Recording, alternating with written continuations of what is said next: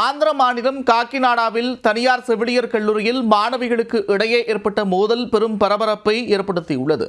ஒருவரை ஒருவர் கொடூரமாக தாக்கிக் கொள்ளும் அளவிற்கு மாணவிகளுக்கு இடையே நடந்தது என்ன?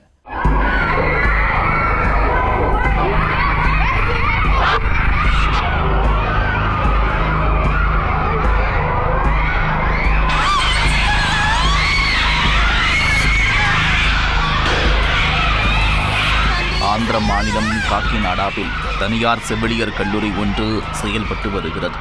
இங்கு ஆந்திராவைச் சேர்ந்த மாணவிகள் மட்டுமின்றி நாட்டின் பல்வேறு மாநிலங்களைச் சேர்ந்த மாணவிகளும் பயின்று வருகின்றனர். இந்நிலையில் மணிப்பூரைச் சேர்ந்த மாணவி ஒருவரின் செல்போனை ஆந்திராவைச் சேர்ந்த மாணவிகள் எடுத்து மறைத்து வைத்ததாக கூறப்படுகிறது. இது தொடர்பாக மாணவிகளுக்கிடையே ஏற்பட்ட வாக்குவாதம் சிறிது நேரத்தில் பெரும் மோதலாக வெடித்தது. ஆரம்பத்தில் வார்த்தைகளால் மோதிக்கொண்ட மாணவிகள் சற்று நேரத்தில் ஒருவரை ஒருவர் முடியை பிடித்து இழுத்து தாக்கிக் கொண்டனர். இந்த திடீர் மோதலில் மாணவிகள் பலர் பலத்த காயமடைந்தனர்.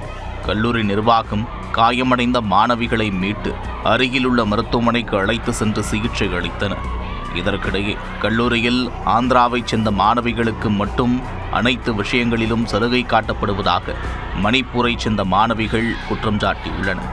கல்லூரி நிர்வாகத்திடம் இதுகுறித்து மாணவிகள் வாக்குவாதத்தில் ஈடுபட்ட நிலையில் அவர்களை சமாதானப்படுத்த போலீசார் அங்கு வந்தனர். ஆனால் போலீசாரிடமும் மணிப்பூர் மாணவிகள் வாக்குவாதத்தில் ஈடுபட்டதாக கூறப்படுகிறது. ஆந்திர மாணவிகளுக்கு ஆதரவாக போலீசார் பரிந்து பேசுவதாக அவர்கள் குற்றம் சாட்டினர். இந்த விவகாரம் குறித்து தகவல் அறிந்த மணிப்பூர் மாநில முன்னாள் முதலமைச்சர் பைரன் சிங் ஆந்திர முதலமைச்சர் சந்திரபாபு நாயுடுவை தொலைபேசியில் தொடர்பு கொண்டு பேசினார். மாணவிகளுக்கு இடையே ஏற்பட்ட மோதல் மற்றும் கல்லூரி நிர்வாகத்தின் செயல்பாடுகள் குறித்து அவரிடம் எடுத்து கூறிய நிலையில் உரிய நடவடிக்கை எடுக்குமாறு கேட்டுக்கொண்டதாக கூறப்படுகிறது.